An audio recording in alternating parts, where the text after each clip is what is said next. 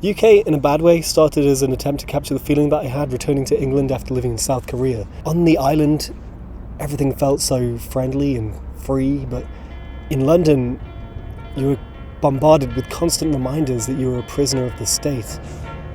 And I had to capture that feeling through art, so I wrote this book feverishly over the course of a few days in train stations and cafes. But I never got a chance to sit down and draw it.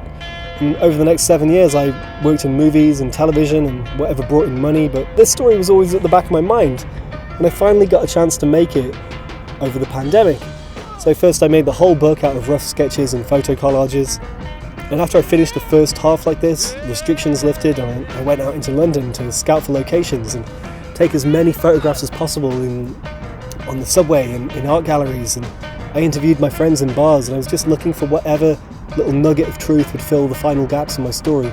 Then finally I got to draw the whole thing for real, and it was around that time that my girlfriend and I decided to try for a baby. And we tried a little bit too hard because we got 2 of them. So now I had 9 months to finish my story. I've always known roughly what I was capable of as a writer, but I knew that the world really didn't, not yet.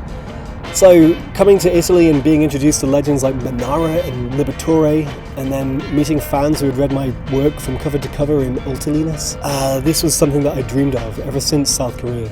People think that this book is a political statement or it's a critique of the British government.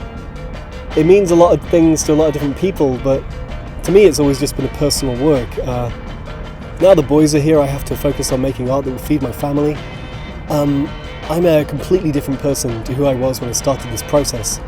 I've learned so much over the last 15 years, and I've known joy and sorrow of an intensity that I never thought I'd experience. Finally, I have both the freedom to make art and the freedom to live. And that's all I've ever really wanted.